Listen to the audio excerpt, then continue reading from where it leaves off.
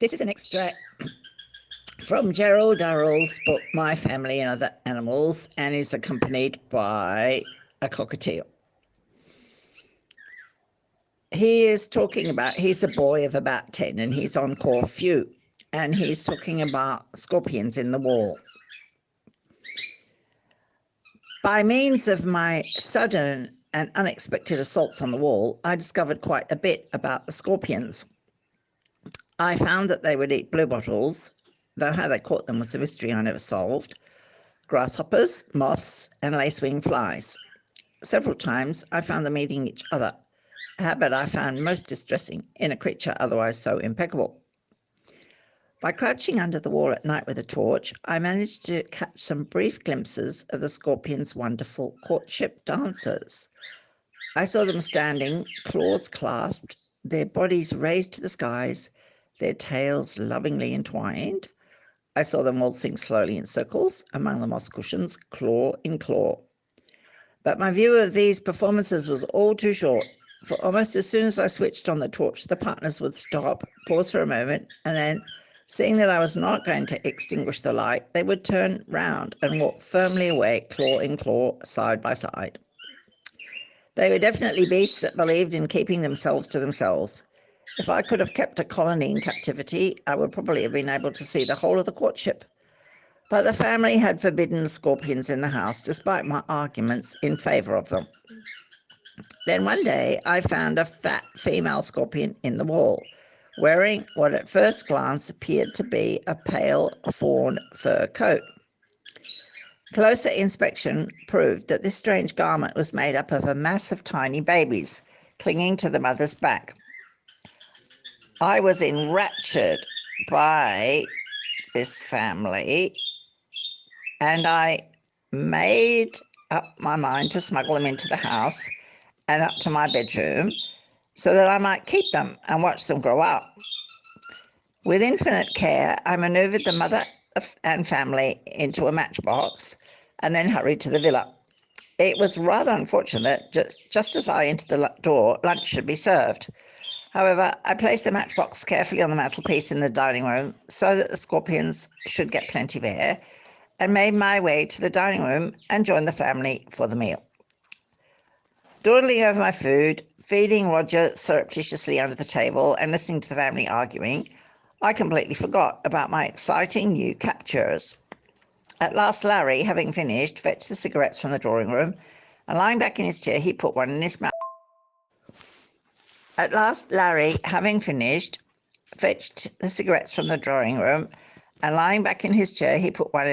And picked up the matchbox he had bought.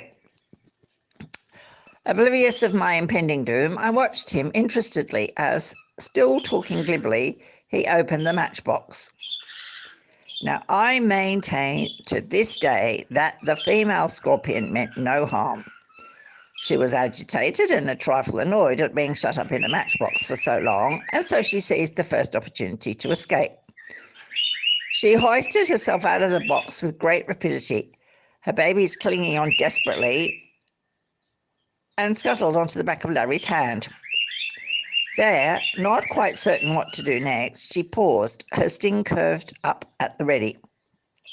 Larry, feeling the movement of her claws, glanced down to see what it was. And from that moment, things got increasingly confused. He uttered a roar of fright that made Lucretia drop a plate and brought Roger out from underneath the table, barking wildly. With a flick of his hand, he sent the unfortunate scorpion flying down the table, and she landed midway between Margot and Leslie, scattering babies like confetti as she thumped on the cloth. Thoroughly enraged at this treatment, the creature sped towards Leslie, her sting quivering with emotion. Leslie leapt to his feet, overturning his chair, and flicked out desperately with his napkin, sending the scorpion rolling across the cloth towards Margot, who promptly let out a scream that any railway engine would have been proud to produce. Mother, completely bewildered by this sudden and rapid change from peace to chaos, put on her glasses and peered down the table to see what was causing the pandemonium. And at that moment, Margot, in a vain attempt to stop the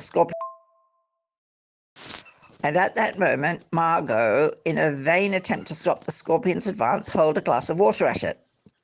The shower missed the animal completely, but successfully drenched Mother, who, not being able to stand cold water, promptly lost her breath and sat gasping at the end of the table, unable even to protest.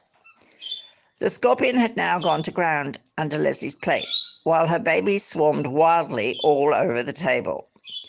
Roger, mystified by the panic but determined to do his share, ran round and round the room barking hysterically. "It's that bloody boy again," bellowed Larry. "Look out, they're coming," screamed Margot.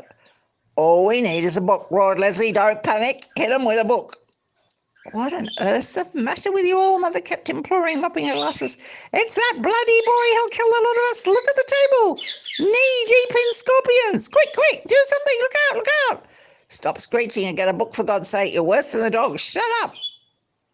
"Roger, by the grace of God, I wasn't bitten. Look out, there's another one. Quick. Oh, shut up and get me a book or something."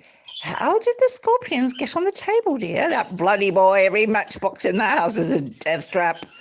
"Look out, it's coming towards me. Quick, do something. Hit it with your knife. Go on, hit it.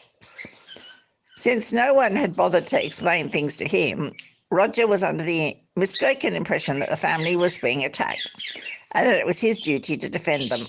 As Lucretia was the only stranger in the room, he came to the logical conclusion that she must be the responsible party, so he bit her in the ankle. This did not help matters very much. By the time a certain amount of order had been restored, all the baby scorpions had hidden themselves under various plates and bits of cutlery. Eventually, after impassioned pleas on my part, backed up by Mother, Leslie's suggestion that the whole lot be slaughtered was squashed. While the family, still simmering with rage and fright, retired to the drawing room, I spent half an hour rounding up the babies, picking them up in a teaspoon and restoring them to their mother's back. Then I carried them outside on a saucer and with the utmost reluctance released them on the garden wall. Roger and I went and spent the afternoon on the hillside, for I felt it would be prudent to allow the family to have a siesta before seeing them again. The results of this incident were numerous. Larry developed a phobia about matchboxes and opened them with the utmost caution, a handkerchief wrapped around his hand. Lucretia limped around the house, her ankle enveloped in yards of bandage for weeks after the bite had healed, and came round every morning with the tea to show us how the scabs were getting on. But from my point of view, the worst repercussion of the whole affair was that Mother decided I was running wild again and that it was high time I received a little more education. While the problem of finding a full-time tutor was being solved, she was determined that my French, at least, should be kept in trim. So arrangements were made, and every morning Spiro would drive me into the town for my French lesson with the Belgian consul.